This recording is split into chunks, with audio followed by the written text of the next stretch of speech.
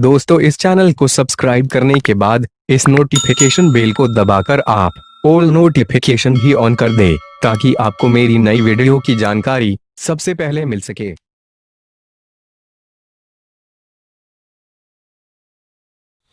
प्रिय बच्चों, पिछले क्लास में चतुर्भुज का क्षेत्रफल निकालने के लिए बताए थे। उसको दो त्रिभुज में विभाजित करके विरोध सूत्र से दोनों त्रिभुज का अलग अलग क्षेत्रफल निकाल कर जोड़ दिए थे। आज उसी चैप्टर से चैप्टर 7.2 से क्वेश्चन नंबर 4 बताने जा रहे हैं। ये इसमें एक हवाई जहाज का क्षेत्रफल निकालना है। तो दिया गया है क्वेश्चन कि राधा ने एक रंगीन कागज से एक हवाई जहाज का चित्र बनाया। इस प्रकार से एक चित्र बनाती है जैसा आकृति में दर्शाए हैं। इसमें से दिया गया ये भुजा 5 सेंटीमीटर, ये भी भुजा दिया गया 5 सेंटीमीटर, ये दिया गया 6 सेंटीमीटर, ये भी 6 सेंटीमीटर। यहां से लेकर यहां तक दिया गया 1.5 सेंटीमीटर, तो ये भी होगा 1.5 सेंटीमीटर। और इस यहां से लेकर यहां तक दिया गया लंबाई 6.5 सेंटीमीटर, और ये दिया गया है 1 सेंटीमीटर, तो ये भी होगा 1 सेंटीमीटर। ये 6.5 दिया है, तो यहाँ से यहाँ भी होगा 6.5 सेंटीमीटर। निचला स्टेप है, ये 1 सेंटीमीटर, ये भी 1 सेंटीमीटर, ये भी 1, ये है 2 सेंटीमीटर। ये आकृति पहला है, ये दूसरा है, ये तीसरा आकृति है, ये चौथा और ये 5वां आकृति है। तो इसमें 5 आकृति दिया गया है। तो पांचों आकृति को हम लोग अलग अलग क्षेत्रफल निकालकर जोड़ देंगे। हवाई जहाज का क्षेत्रफल निकलेगा। यहाँ लिखेंगे हमने आकृति फर्स्ट, त्रिभुज की भुजाएं ये बराबर 5, बी बराबर 5, ए बराबर 1। तो त्रिभुज की अर्ध परिमाप यस बराबर A plus B plus C by 2।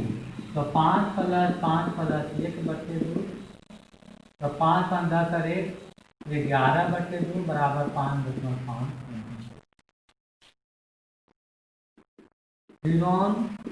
सूत्र से त्रिभुज का क्षेत्रफल बराबर √s × s - a into s - b into s - √s का मान 5.5,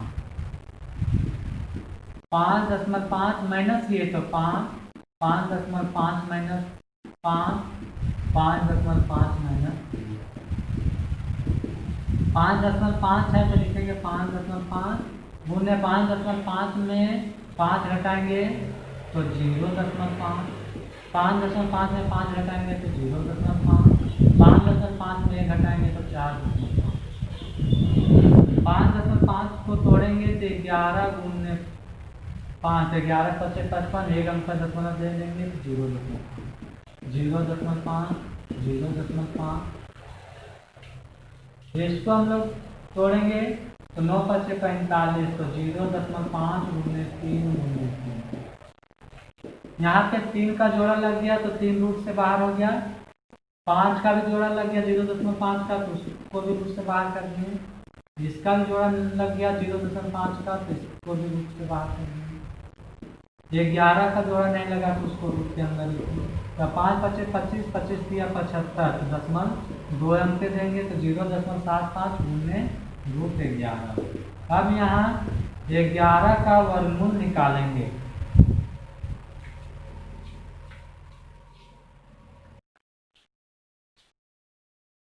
हाँ तो बच्चा 11 का वर्गमूल निकालेंगे तो आएगा कितना 3.32। फिर 0.75 को गुना करेंगे 3.32 से तो आएगा 2.45 सेंटीमीटर स्क्वायर। तो ये लगभग है 2.5 का। क्यों? क्योंकि जब दशमलव के बाद दूसरा स्थान 5 के बराबर या 5 से ज्यादा हो तो पहला स्थान में 1 बढ़ा देंगे। तो दूसरा स्थान पे यहाँ 5 है, इसलिए पहला स्थान में 1 बढ़ा देंगे। तो 4 था तो 5 हो गया, तो 2.5 सेंटीमीटर स्क्वायर लगभग।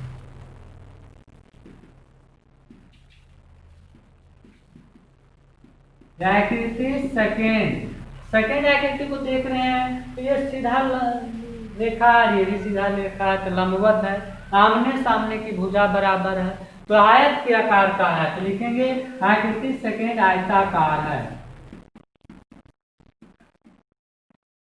जिसकी लंबाई 6.5 सेंटीमीटर तथा चौड़ाई 1 सेंटीमीटर। इसलिए आयत का क्षेत्रफल बराबर लंबाई गुने चौड़ाई, तो 6.5 गुने 1 बराबर 6.5 सेंटीमीटर स्क्वायर।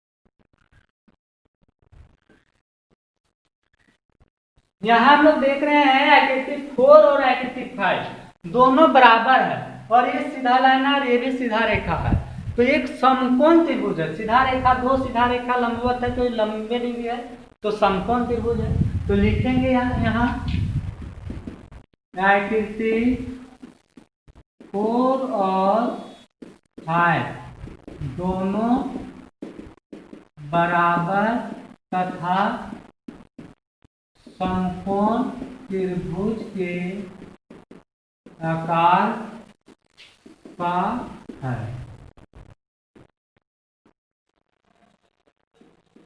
जिसकी आधार बराबर 6 सेंटीमीटर तथा ऊंचाई बराबर 1.5 सेंटीमीटर। इसलिए आकृति 4 तथा 5 का क्षेत्रफल बराबर 2 आकृति, इसलिए 2 गुने 1/2।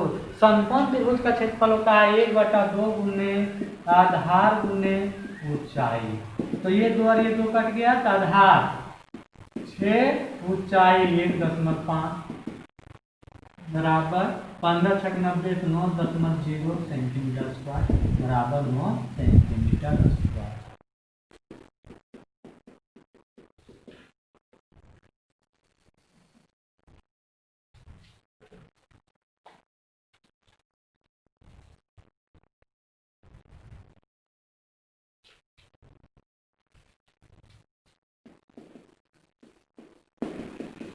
आकृति तीसरा जो है सो समलंब चतुर्भुज के आकार का, इस प्रकार। समलंब चतुर्भुज किसे कहते हैं?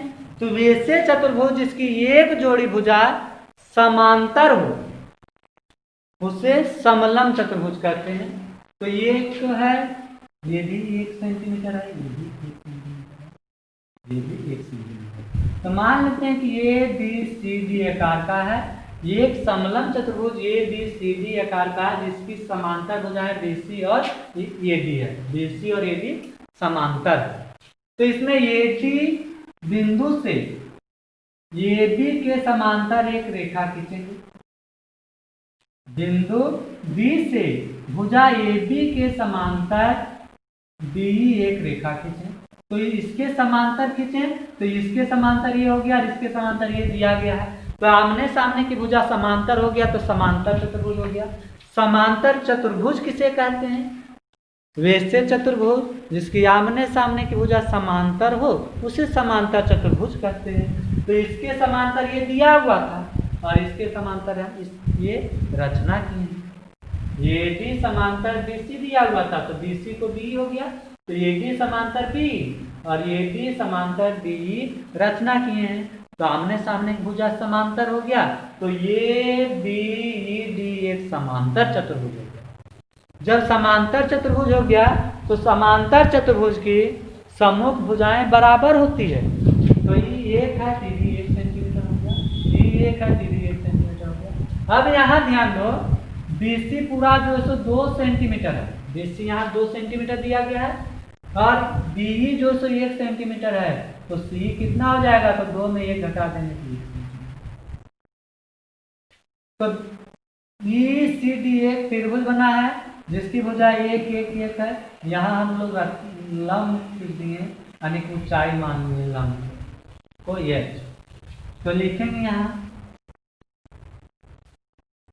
ई सी डी एक समबाहु त्रिभुज है क्योंकि तीनों भुजाएं बराबर है, तो समबाहु त्रिभुज का क्षेत्रफल बराबर √3/4 भुजा। तो त्रिभुज का क्षेत्रफल क्या होता है, 1/2 गुने आधार गुने ऊंचाई। √3 का मान होता है 1.73 बटा 4 है तो 4 गुने भुजा स्क्वायर तो 1 का स्क्वायर। 1/2 है तो 1/2 आधार कितना है, जिस पर 90 डिग्री, जिस भुजा पे 90 डिग्री बनता है, इसी भुजा पे बनता है, तो ये गुने ऊंचाई नहीं दिया गया है, तो ये 1.73 बटे 4, 1 का स्क्वायर 1 ही रहता है। 1 को h से गुना करेंगे तो h को 1 से गुना करेंगे तो ये 2 इधर नीचे था तो उधर जाएगा तो ऊपर हो जाएगा, तो 2 एकम 2 2 दूनी 4, तो 2 एकम 2 8 दूनी 16 8 6 दूनी 12 5, तो h बराबर 0.9 सेंटीमीटर। यह अब समलंब चतुर्भुज का क्षेत्रफल बराबर 1/2 गुने a प्लस b गुने l, जहाँ a प्लस b क्या है, समांतर भुजाओं का योग, ये और b क्या समांतर भुजा, 1/2 समांतर भुजा 1 प्लस 2 हो जाएगा, h हो जाएगा 0.9, 1/2 गुने 1 प्लस 2 तो 3 गुने 0.5, तो 2 एकम 2, इसको काटेंगे तो 1.5, तो 15 25 75, ये करीब 2 आंसर रखने लगे। यहाँ 9 है, 15 9 135, तो 2 अंक के दशमलव दे देंगे बराबर 1.30, दूसरा स्थान 5 है, फिर पहला स्थान पे बढ़ा देंगे तो 4। जब हवाई